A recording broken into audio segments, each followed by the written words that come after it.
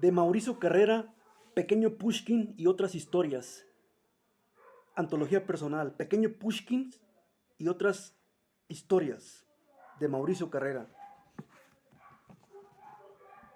Milroy, Los generales de Mao y los pájaros muertos. A Eduardo Cruz Vázquez. El corpulento alemán catapultaba uvas al escote de las mujeres. Eso lo recuerdo. Su bigote a lo Bismarck, su sonrisa de niño en primera fila de circo, sus guantes de 16 onzas y la fama de campeón invicto que lo rodeaba. Eficaz escudo contra el reclamo de los maridos peso mosca y la bofetada indignada de las viajantes solteras. Richard der Gross se llamaba. Su nombre de batalla, por supuesto. Una mandíbula de rompehielos y unos puños que ya llevaban en su cuenta 20 narices rotas, un hígado salido por la boca, un referee que se cruzó en el camino de un golpe volado, 12 pesos completos con camilla, y no sé cuántos marineros ingleses y franceses en históricas peleas de puerto y plaza pública. Eso lo sé de cierto, porque su encordada carrera, su impresionante lista de knockouts y sus derechazos de dinamita y cloroformo, la seguí en periódicos o en los noticieros antes de las películas, cuando entre las imágenes de la guerra de Corea y el bajar de Cary Grant e Irene Dunne de las negras limusinas en la noche de los Óscares, liquidó en 4 rounds al Destroyer Smith para ganar el cinturón de campeón del mundo. Eso, o cuando se casó con Alma Copeland, la mujer que lo arruinaría, toda ella voluptuosidad y maneras obvias de prostituta, de quinta, o aquella otra cuando le quitaron la racha invicta y lo dejaron de un jab a la barbilla con su medio hablar y caminar entre de párvulo y de manicomio. O finalmente cuando por sobre todos los sitios del planeta llegó a México, para trabajar primero como guardaespaldas de un secretario de gobernación y después como actor en denigrantes papeles de científico loco o de momia azteca. Claro que lo recuerdo. Las infantiles gracias, si así pueden llamársele, y el carácter invulnerable y casi inmortal del todavía campeón Richard del Gross, catapultado, catapultando uvas, una que cayó entre los generosos pechos de la cupletista madrileña y aquella se llevó uno de mis aplausos, con la que le picó un ojo al estirado banquero suizo, el del maletín que uno imaginaba lleno de gruesos fajos en dólares, Argent de Punch, como de seguro lo hubiera llamado, y el de los anatemas en contra de los rusos. ¡Gagarín! ¡Ja! Se burlaba. ¡Gagarín! Pronunciaba su nombre como si algo le raspara en la garganta. El único espacio que conoció fue el de su dacha, un engaño. ¿Poner un hombre en órbita? Que se lo cuentan a Julio Verne. ¡Ja! Una risa a la suya que recuerdo con ira y con desprecio, pero que me sirve mínimo para ubicar en el tiempo aquel trayecto, año de 1961. Un viaje que parecía interminable y en el que las solteras se sonrojaban. El banquero se ofuscaba, las uvas caían casi silbantes, como bombas. La cupletista dejaba ver no solo una cierta y entendible molestia, sino aparte del estupendo pecho, un par de magníficos muslos, que ignorábamos a quiénes se dirigían, si a mí o a Milroy, pero un viaje en el que tanto él como yo, acompañándonos casualmente por el enorme rompequijadas alemán, no dejamos de beber y también de divertirnos. A la derecha, 3 grados más. ¡Preparen! ¡Apunten! ¡Fuego! La iba, la uva, la uva iba a dar al respaldo de la silla de aquel hombre, que algo tenía de Darwin caracterizado de mono, y no a su nuca. ¿Qué tal era nuestro blanco, como lo habíamos planeado con alegre y dedicado esmero? 4 grados. No, 5, corregíamos, sabedores que poniéndonos del lado de Richard del Gross, nos salvábamos de las uvas y tal vez de uno de sus sólidos derechazos. ¡Preparen! ¡Apunten! ¡Fuego! ¡Bravo! La uva había dado en el blanco. No hicimos caso del rostro descompuesto y las maldiciones en inglés del enfurecido darwiniano. Nos dedicamos tan solo a festejar nuestra buena puntería con aplausos y con el chocar victorioso de nuestros tarros de cerveza. Todo eso lo recuerdo bien. Los prepare, apunte, fuego, que se le ocurrieron a Milroy y pusimos en práctica con singular despecho de nuestras edades físicas y mentales, o los muslos de la cupletista, con la que terminé teniendo un breve y apasionado encuentro en una larga noche a la que ambos quisimos quitarle lo fría y aburrida, o al banquero suizo con sus ja ja ja ja que tanto me irritaba y su aspecto obvio de magnate capitalista. Todo eso y más, insisto, lo recuerdo como si hubiera sido ayer o una semana antes. Lo que no recuerdo, sin embargo, es si fue de Osaka a Tokio, de Leningrado a París, si en el Transiberiano o en el Expreso de Oriente, en el Leónidas navegando en el Bósforo o en The Magician o en la ruta corta de Macao vía Madagascar, ferrocarril o barco. El movimiento suave de las olas o la vibración somnolienta de los rieles. Es curioso. Las imágenes se entremezclan en una serie de paisajes imprecisos. Besé a la bella cupletista bajo el cielo japonés, la claridad chilena o las candilejas parisinas. Richard der Gross echó por la borda en una larga y ruidosa vomitada las 20 cervezas que por querer ganar una apuesta con Milroy se había tomado, o fue asomándose por la ventanilla del tren que nos llevaba de Moscú a Estambul. Y finalmente, a mi buen amigo Milroy lo conocí donde, en el carro comedor de algún incierto destino ferroviario o en la barra de bar de algún elegante transatlántico. No recuerdo. Los riesgos de la edad supongo, aunque en mi caso, acotación necesaria, agravados por los peculiares avatares de la carrera diplomática, muchos lugares, muchos viajes y aquella vieja consigna. No perder el tiempo en echar raíces.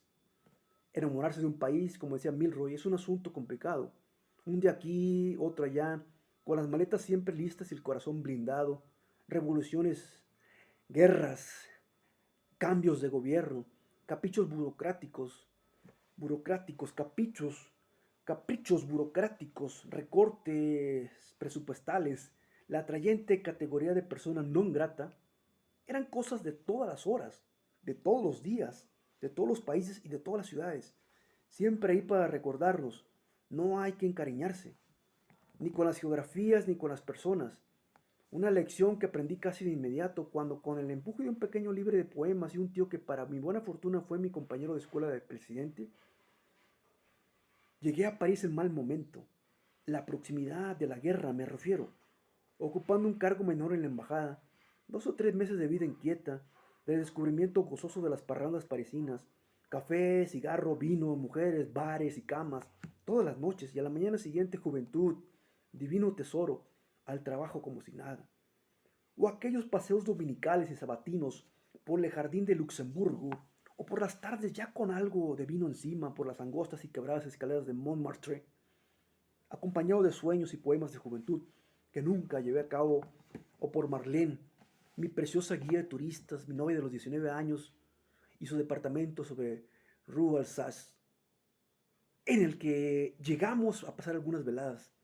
2 o 3 meses tan solo de esa vida hasta que el empuje de Hitler y su división Panzer hicieron evacuar la sede diplomática y a mí, de súbito desposeído, situado en un drama posadolescente, llorar por esa ciudad que había sido mía, así como por esa novia a la que órdenes son órdenes. No pude llevar conmigo ni del brazo ni a la maleta cuando abordé el tren que me llevaría de la Gare du Nord a Lisboa. Ahí, pendiente de las noticias en los periódicos, a esperar lo que pasara y el descubrimiento de esa palabra que es una molestia en el alma, la saudade. Marlene, París, la Lisboa triste y lluviosa de aquellas tardes de café y oporto, la Inglaterra encendida y bombardeada, el largo peregrinar que seguías desde entonces y el escalón tras escalón, por méritos propios y la necesaria dosis de relaciones. Para nadie es un secreto que algo ayudan en esta carrera, la de la diplomacia. Una trayectoria, la mía, que ha sido al mismo tiempo modesta y brillante, en ocasiones por un sexenio poco afortunado, en un consulado menor o en una ciudad donde todo, hasta los lupanares cerraban temprano. o un país donde imperaban las moscas tsetse y el calor y la malaria, o en épocas más gratas y benévolas, de vuelta a París, a Marlene, a quien encontré por azar casada con un gordo carnicero, o a Pekín, Tokio, Berlín, o a mi ciudad favorita, Leningrado. Viajes y más viajes, mudanza tras mudanza, y la obligación por salud mental de lo que desde el principio se me dio por aprender con lágrimas y maletas apresuradas. No arraigarse demasiado. Las geografías, por lo tanto, se desvanecen. Son cosas, diría Milroy, de cartógrafos, de obsesivos de brújulas. Los países y las ciudades son para nosotros un lugar cualquiera junto a la fecha de un oficio o de una carta, un periódico que algún día leímos. Las personas, con las personas es diferente, también viajan. Al banquero suizo, por ejemplo, volví a encontrar en varias ocasiones. La primera, el día que murió Nikita Khrushchev, o Nikita Khrushchev, ese campesino, como lo llamaba, y la última hará cosa de 10 años cuando en una reunión del Fondo Monetario Internacional se frotaba gozoso las manos al escuchar las cifras de la deuda externa latinoamericana.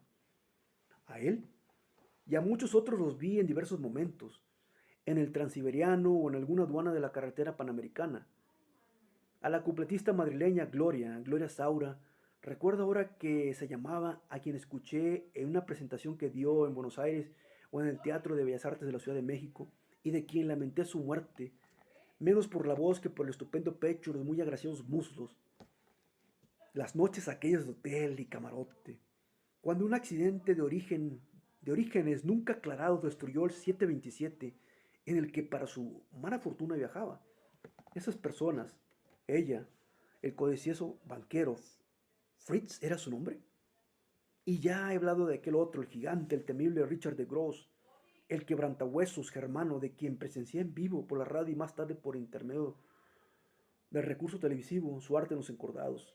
Es decir, la manera como mandaba la enfermería a todos sus adversarios y a quien todavía llegué a ver recargado sobre un sombrío y maloliente portal de las calles de 5 de Mayo, pidiendo una limosna bajo lema que por no esperar de él me pareció doblemente conmovedor y suficiente. Me pareció doblemente conmovedor y sufriente. Una ayudadita por el amor de Dios, que no he probado pan en una semana. Viajar es así. Los viajeros a final de cuentas somos una casta tal vez complicada pero reducida, también privilegiada. Somos pocos así que los encuentros se multiplican. En un tren, en un avión, en un barco, cuya rapidez me disgusta porque echó a perder las posibilidades de los encuentros inesperados, de las largas conversaciones, de las amistades tal vez para siempre, que eran el atractivo de los viajes a la antigua. Tampoco hay perdidos señorados, tiempos en los que ellos estaban. La mujer del abanico que acompañada por una tía pálida y avejentada, encontramos en un tren o en un barco y que volvimos a encontrar, no una, sino muchas otras veces junto a la misma tía, igual de pálida, aunque cada vez más avejentada y más cercana a la tumba, en otros trenes y otros barcos. O la actriz francesa amante, según algunos de Jean-Paul Belmondo, a quien encontré, me parece que camino a Nueva York, y a la que año más tarde, junto a la estatua del monstruo de Da Vinci, en el aeropuerto de Roma y le encendí un cigarro. O el novelista peruano, o el industrial holandés, o la mujer del dictador latinoamericano, o Baggio, el diseñador de modas, o Sergin, el violinista polaco, o Serge, de quien casi podría jurar que detrás de sus credenciales de agente de ventas se escondía o un espía o tal vez alguien que detrás de la puerta usaba medias y maquillaje. Y por supuesto, mis colegas del cuerpo diplomático, los representantes más típicos, no los mejores ni más dignos se sabe de estas castas de viajantes. Y entre todos ellos mi buen amigo Milroy. Milroy, a quien conocí durante ese viaje en que las uvas caían sobre escotes o nucas y en el que con gritos o cerveza, o con el ajuste necesario en una muestra improvisada, catapulta, celebrábamos o no, o nos quejábamos según nos fuera de nuestra estupenda o pésima puntería. Milroy, que incluso en ese juego al lado de Richard del Gross, un juego que más que infantil o adolescente era, Lo dicho, un ejercicio práctico de sobrevivencia. Tenía lo flemático y rígido del inglés educado, aunque su caso aumentado el cuádruple por lo que no podía ocultar su orgullosa pertenencia al French Office. Yo lo admiraba, en ese tren o en ese barco, entre divertido y admirado, ese toque de fino pulimento que lo separaba de sus antepasados. Todos ellos, hasta el padre, lo contaba con seriedad, aunque era de dudarse. Mineros de carbón en Manchester y también de la delgada línea que por color de piel e idioma lo haría emparentar con otras nacionalidades. Un pulimento no solo de pantalón de raya perfectamente planchada o de un acento al que su profesor Higgins, de ser cierto lo que aseguraba, le había quitado su cantar de barrio bajo, sino también de manos, esos finos movimientos delicados y precisos capaces de comer pan tostado, tostadas como se lee en las novelas, y mermelada de cítricos, naranjas, agrias, por supuesto, sin ensuciarse el bigote o los dedos, esa actitud, sin ensuciarse el bigote o los dedos, esa actitud de no mostrarse nunca despeinado, y aún en las situaciones de peligro. En ese viaje, por lo menos, la divertida apuesta con Richard de Gross, su actitud estoica, británica, de aquí no ha pasado ni pasará nada. Era alto, alto y delgado como un arbotante italiano. Ese Milroy, con un bronceado que a las mujeres les hacía sospechar una vida dedicada al cricket o al polo y a mí. No sin cierta envidia imaginar una moderna versión de Gunga Din o las Cuatro Plumas, el oficial que ha pasado una larga temporada en la India, entre los peligros y los calores coloniales, usaba un curioso anacronismo, un reloj de cadena en lugar de un de pulsera y era sordo de un lado, del oído izquierdo para ser exactos. ¿Perdón? Milroy, señalándose la oreja, informó con orgullo más que con pesadumbre. China, la gran epidemia de influencia, la gran epidemia de influenza, 1949. No escuchó nada. Tuve que repetirle mi comentario. Cualquier cosa sobre el clima, el viaje, el banquero suizo o el boxeador germano. Un comentario que al cambiar de lado aceptó con una sonrisa y la apropiada respuesta que en los viajes largos da pie a las conversaciones y sí, la conversación no es aburrida al intercambio de tragos y tarjetas.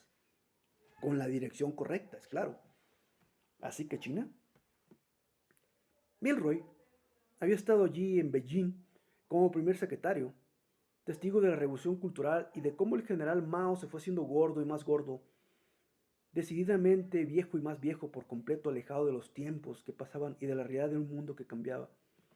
Testigo de cómo China, la milenaria China, se hacía cada vez más contradictoria, alejada, dramática. 15 años aseguraba Milroy en ese bloody sitio, lo de bloody, una palabra que era él, que relacioné siempre con él. Sonaban sus labios más que a maldición irremediable, a muestra de bondad o de cariño. Amaba a China. Era capaz, a diferencia de los norteamericanos que escuchan comunismo y se supieron hacerlo. Y si supieran hacerlo, se presignarían de reconocer la grandeza y bondades de la idea. Hay belleza en la visión del comunismo, como Milroy llegó a declararlo en otras tardes de copas y de restaurantes lujosos o de burdeles oscuros y decadentes. Una frase no surgido de la nada. La había aprendido de su abuelo y su padre, inflamados como llegaban de las reuniones del sindicato minero, y también por lo que había visto, o entrevistó. En esos 3 lustros que algo le daban de sinólogo, y vamos a decirlo así, de una curiosa mezcla de saludable escepticismo y, mejor aún, de saludable esperanza. Ese sueño, lo que la humanidad podría lograr de este provecho, lo expresaba con desprecio. Si el bloody hombre no fuera esa vieja maldición, el bloody lobo del hombre. Los que fallamos somos nosotros, no las ideas. Stalin, Mao, Mao, suspiró, que era un ángel y un demonio. Milroy lo había visto levantar un país en bancarrota, asolado por un pasado ilustre solo en los palacios cerrados y en la mesa llena de unos cuantos privilegiados. Un país, un continente casi, que no había podido hacer nada ante el empuje militarista japonés y ruso. Un país muerto de hambre, débil, desolado y, por si fuera poco, el de mayor población del mundo. hasta convertirlo, pura voluntad propia, en una competencia con voz y voto, un peligro nuclear. ¿A costa de qué? Muchas vidas, sacrificios, errores. Milroy, o Milroy, alzándose de hombros, lo reconocía, pero también hacer creer a los chinos en sí mismos y, claro, en hacerlos creer en él. Mao, Mao Zedong, el revolucionario, el viejo dirigente gordo, achacoso, quien para demostrar vigor y dar un ejemplo de decisión y empuje, se metió un día a las amarillas aguas del Yangtze para nadar 5 millas, rodeado de un pueblo lleno de aplausos y vítores, que desde canoas y corazones apremiados lo seguían con canciones. Río abajo, obviamente, ese era el truco, la jugada maestra. Milroy, al recordarlo, se reía con la expresión juguetona de un niño algo crecido. Mao Zedong, o Mao Zedong, después de todo le resultaba, si no simpático, despreciable, interesante. Tuvo la oportunidad, y en este caso oportunidad era la palabra exacta, de conocerlo. Ese momento de la historia, ese hombre tirano, héroe, gigante, Dios, que entendía poco de economía, la economía real, la que no se estudia en los libros sino en los estómagos vacíos y en los monederos de las mujeres que van rumbo al mercado. Pero que una orden suya y Milroy, de nueva cuenta, flemático y todo sonreía, era capaz de mover montañas o de obtener metales donde no los había, o de organizar marchas asombrosamente kilométricas y de aniquilar la anécdota que más recuerdo de aquel nuestro primer encuentro, todos los pájaros de la misteriosa y legendaria China. Milroy lo remedó inflando los cachetes y sacando la barriga. Para combatir el hambre necesitamos de un general, el general Cosechas, porque no podemos tener cosechas si las frutas o los granos se lo comen los pájaros. Si queremos comer hay que matarlos. ¿A los pájaros? Lo acompañé en su sonrisa pensando de seguro en una broma. Sí, a todos. A Milroy le tocó presenciar aquella etapa histórica, esa locura socialista. Un fin de semana en un pueblo de Sichuan, los campesinos con sus estúpidas órdenes, matar a los bloodies pájaros, culpables de la hambruna, a balazos, con resorteras, en vuelo mientras reposaban en alguna rama. Cuervos, gorriones, canarios, todo tipo de aves con excepción de los gansos y las gallinas, que de todas formas, por los tiempos que corrían, uno no encontraba por ninguna parte, y cuando las balas se agotaron, otra solución, matarlos de cansancio.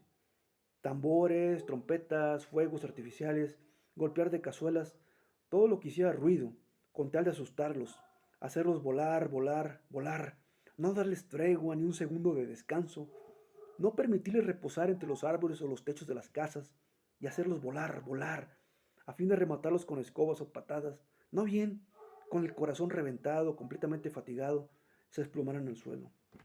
Mao lo logró. Lo que Milroy presenció en aquel pueblo de Sichuan se repitió por días y semanas enteras en todas las demás provincias de la enorme China.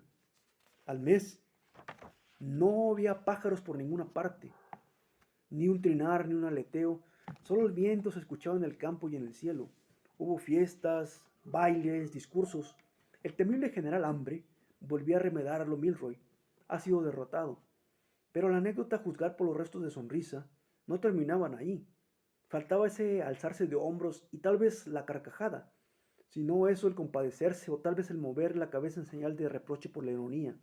El desenlace. Se esperaba una gran cosecha, continuó mi amigo, pero esto no llegó. Nunca. A falta de pájaros proliferaron los insectos. Se desató una plaga.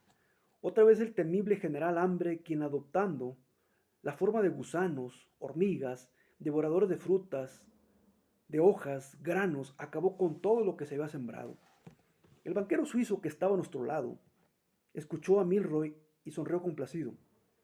Casi podía escucharlo para lo que sirve su bendito y tan acariciado comunismo. Lo miré con ganas de bofetarlo, con ganas de bofetearlo. Tal vez otro día, en otro viaje, no tardaría en llegar Richard der Gross, con sus casi 2 metros de estatura y sus gracias invulnerables de niño consentido, a sentarse también y a dedicarse a devorar con placidez, como un Nerón germano, el racimo de uvas que en su manzana, que en su manaza llevaba. Milroy y yo, a la distancia, lo reconocimos. Nos acercamos no para pedirle un autógrafo, como ansioso y pedante, él lo esperaba, aunque sí precavidos para comentar con entusiasmo la última de sus peleas. Elogiamos su juego de piernas y sus puños como cañones de acorazado. Milroy, Buen estratega le ofreció una cerveza que el boxeador, contándonos con la exageración cómo había puesto en órbita a su adversario, aceptó sin titubeos. Aceptó sin titubeos. Bebimos. Fue el detonador de nuestro juego, la catapulta. ¡Preparen! ¡Apunten! ¡Fuego! Nos divertimos por un buen rato. Eso lo recuerdo bien. Nuestra borrachera, nuestras risas, un recuerdo que hoy, a tantos años de distancia, me ha traído el telegrama esta mañana. Estrujado en mi bolsillo, he preferido no volver a leer la muerte de Milroy. Ese primer encuentro, los pájaros chinos, Richard der Gross, el Blood inglés sordo de un lado, quien se convirtió en un estupendo amigo y, además de eso, en un político idealista al que por fin ayer por la tarde sus enemigos borraron del mapa. Una ráfaga de balas. Lloré por él. Uno nunca tiene el corazón lo suficientemente blindado para eso. Otra vez el lobo del hombre. Primero su mujer en ese carro bomba y ahora él. El maldito se me ha adelantado. Nunca más los encuentro, nunca más los encuentros en tren o en transatlántico. Las aventuras en ciudades que no tienen nombre. Una tumba en Londres, una partida que se prolongó por kilómetros y por años y que se inició esa vez. ¿En dónde? En el Leónidas, ¿acaso? Aquel viaje, sí, aquel donde los esposos Peso Mosca y las mujeres ofendidas tuvieron que aguantar, aparte de las uvas y las risotadas, el desenlace de una apuesta de la que no recuerdo el motivo, pero que Milroy, mi buen amigo Milroy, pagó en forma de 50 libras esterlinas y el bombardero alemán con un poco agraciado color verdoso asomándole por la cara. Con más de media hora de vomitar jugos gástricos, uvas, pollos, cervezas, panes sobre las azules aguas, sobre las azules aguas, sobre las azules aguas del Mediterráneo.